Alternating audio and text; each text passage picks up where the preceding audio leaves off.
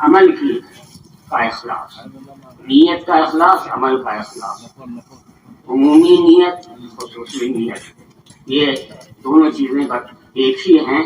میاں جی عمومی عوامی زبان میں بولتے تھے. حضرت مولانا سعد صاحب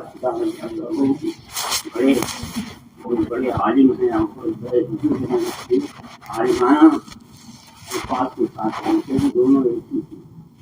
بہرحال جب بھی ہم دین کی بات کہیں یا سنیں تو یہ دونوں نیتیں ہونی چاہیے. ایک تو اللہ کو راضی کرنے کی نیت، اور دوسرے ہر عمل کا ہر کام. یہ نیت تو عمومی نیت ہے جس کو ہر مسلمان کو ہر کام میں کرنا چاہیے، اللہ کو راضی کرنے کی نیت.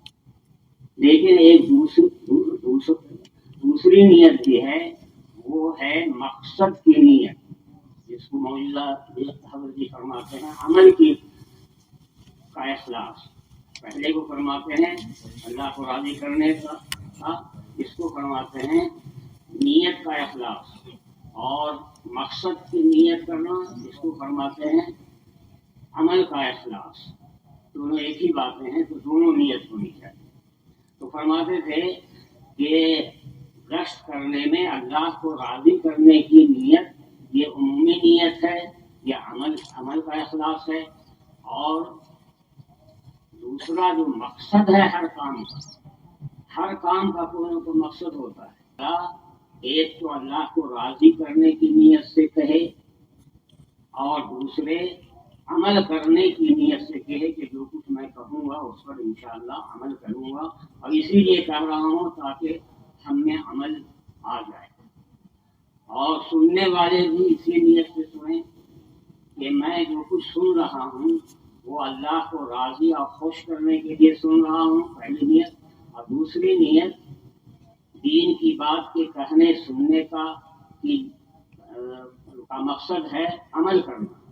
تو اس کی بھی نیت کریں کہ جو کچھ میں سنوں گا انشاءاللہ ان سب پر عمل کروں گا. یہ بھی نیت ہو، دونوں نیت ہو. بہرحال اللہ تعالیٰ آپ لوگ کو جزائے خیر دیں. آپ لوگ اتنی محنت مشقت اور قربانیوں کے ساتھ آئے ہیں. امید یہی ہے کہ یہی دو نیت ہوگی، اللہ کو راضی کرنے کی اور دوسرے عمل کرنے کے لیے سنوں گا، اور انشاءاللہ عمل کروں گا، عمل کرنے کے لیے سنوں گا. بہرحال دو آیتیں تو شروع میں چھوٹی چھوٹی پڑھی گئی ہیں، اور تیسری 4 آیتیں پڑھی گئی ہیں 28ویں پارے. اس میں ان تینوں آیتوں میں اللہ تبارک تعالیٰ نے پہلی آیت میں سارے انسان، مسلمان ہوں یا غیر مسلم ہوں، غیر مسلم میں سے کسی بھی مذہب کے ماننے والے ہوں، سارے انسانوں، اور انسانوں ہی نہیں بلکہ سارے جنات، مسلمان جنات ہوں یا غیر مسلم جنات ہوں، کسی بھی مذہب کے ماننے والے جنات ہوں، سب کی زندگی کا مقصد بتایا گیا ہے. وَمَا خَلَقْتُ الْجِنَّ وَالْإِنسَ إِلَّا لِيَعْبُدُونِ. اللہ تبارک تعالیٰ کا ارشاد ہے، جس کا مفہوم یہ ہے کہ اللہ تبارک تعالیٰ ارشاد فرما رہے ہیں کہ میں نے سارے انسان اور سارے جنات آدم علیہ السلام کے تشریف لانے سے پہلے پوری دنیا میں جنات کا بسیرا تھا. تو وہ جنات بھی مقصود ہیں جو آدم علیہ السلام سے پہلے تھے. اور آدم علیہ السلام کے تشریف لانے کے بعد جتنے انسان ہیں، مسلمان غیر مسلم، کسی بھی مذہب کے ماننے والے، مرد ہوں یا عورتیں ہوں، اور جتنے جنات ہیں آدم علیہ السلام کی ذریات میں سے، انسان ہوں یا جنات ہوں، سب کے سب کی زندگی کا مقصد اللہ تعالیٰ نے ایک بتایا ہے.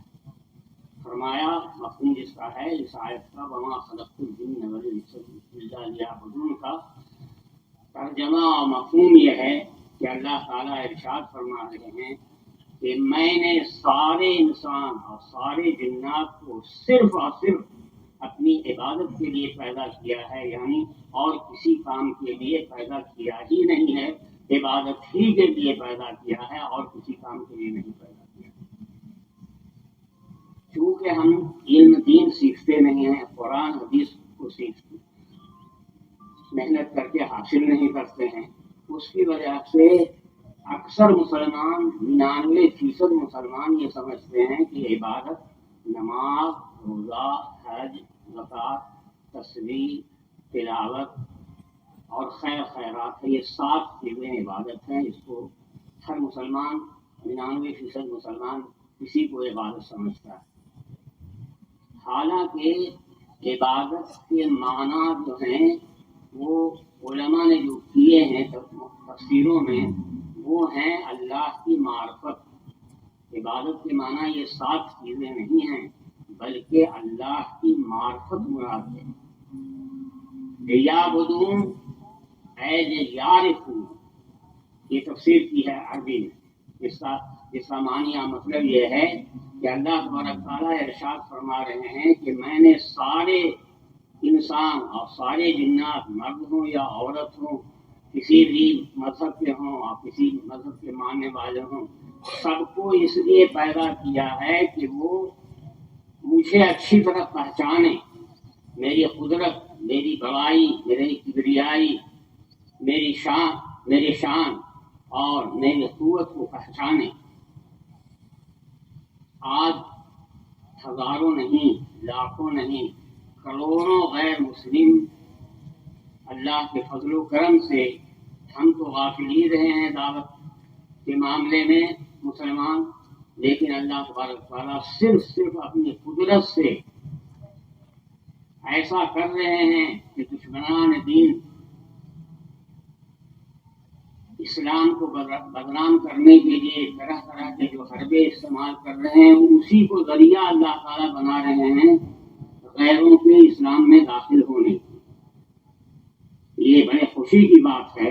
حضرت مولانا ابوالحسن ندوی رحمۃ اللہ علیہ کا 2 قول کہیں دیکھا میں نے کہ حضرت نے فرمایا کہ بڑے ہی خوشی کی بات ہے کہ آج اللہ کی قدرت سے لاکھوں کروڑوں غیر مسلم اسلام میں داخل ہو رہے ہیں، لیکن پھر دوسرا جملہ جو فرمایا وہ ہمارے عبرت کے لیے ہے۔ فرمایا کہ اسی طریقے سے مسلمان اسلام سے نکل رہے ہیں، جس کو اس وقت ارتداد کہا جا رہا ہے، پوری دنیا میں یہ پھیلا ہوا ہے۔ تو بہرحال جو بھی غیر مسلموں سے جو بھی غیر مسلم کسی طریقے سے، کتابوں کے ذریعے سے ہو یا کسی کے محنت کرنے کے ذریعے سے ہو، دعوت کا کام کرنے کے ذریعے سے ہو، دعوت کے کاموں کے ذریعے سے مسلمانوں کے اخلاق اور کردار اور معاملات سب صحیح ہونے کے ذریعہ سے ہو، اسلام اللہ کو پہچان لیتا ہے، جس ذریعے سے بھی پہچان لیتا ہے، وہ ایمان لائے بغیر رہتا نہیں۔ اور ان کا ایمان مشہور ہے، مسلمانوں میں مشہور ہے کہ جو نئے مسلمان ہوتے ہیں نا، وہ بڑے پکے مسلمان ہوتے ہیں، ہر کام اللہ کے حکموں اور رسول پاک صلی اللہ علیہ وسلم کے طریقے پر سنتوں کے مطابق کرنے کی کوشش کرتے ہیں۔ ایسے تجربات بھی ہیں۔ ایک جماعت نوادہ میں مرکز سے آئی تھی، اقبال نیر صاحب اس کے امیر تھے، میں بھی مسلمات کے ساتھ تھا۔ تو نوادہ میں بڑی مسجد جو مولا خال کی ہے، اس میں قیام تھا، نماز عشاء کی نماز کے بعد قیام تھا ان کا۔ مدرسہ بالکل ملا ہوا ہے، تو اس میں چوکی وغیرہ بچھوئی تھی، اس میں سب بیٹھ گئے اور ہم لوگ بھی بیٹھ گئے۔ تو انہوں نے ایک پرس نکال کر اس میں جتنی چیزیں سفر میں ساتھ رکھنے کی ہیں، جیسے آئینہ ہے، کنگھی ہے، اور اسی طریقے سے سوئی ہے، دھاگا ہے، سرما ہے، یہ زیادہ چیزیں ہیں، وہ سب اس میں تھی اس پرس میں۔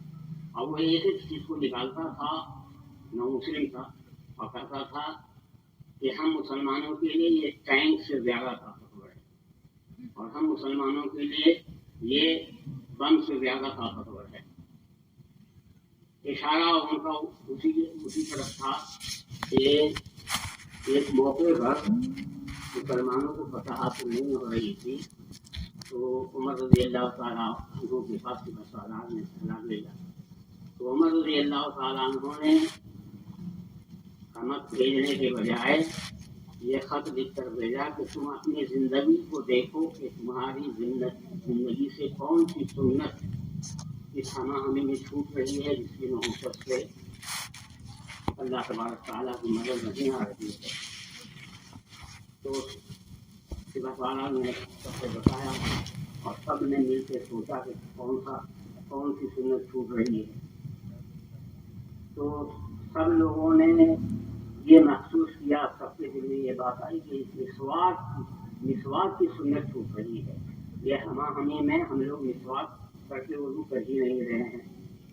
بس اسی وقت حکم دیا گیا حکم دیا کہ مسواک کرو. سب نے چاڑیاں توڑی درختوں سے اور مسواک کرنا شروع.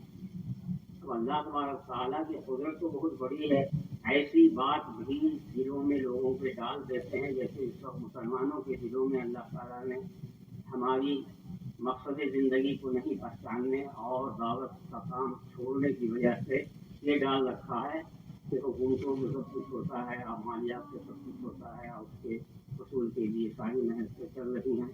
اسی طریقے سے اللہ کی قدرت ہی یہ تھی کہ دشمنوں کے دل میں یہ بات آئی کہ آج تو یہ لوگ دانت بجا رہے ہیں, پہلے تو اتنا مہینے سے یہاں بڑا ان کا ہے کبھی نہیں یہ کیا تھا, آج دانت بجا رہے ہیں, شاید ہم لوگوں کو کچے ہی چبا جائیں. یہ اللہ کی قدرت ہے کہ ایسی بے عقلی والی بات ان کے دلوں میں ڈال دی اور بلا کسی جنگ اور جلال کے خلاف کو حوالے کر دیا. تو وہ نوجوان جو نو مسلم تھا اس کا کہنا یہی تھا کہ ایک مسواک کی سنت میں اتنی طاقت ہے کہ پورا قلعہ دشمنوں کا حوالے ہو گیا مسلمانوں کے. تو اور سنتوں میں کسی طاقت. بہرحال جو بھی اسی طریقے سے غیر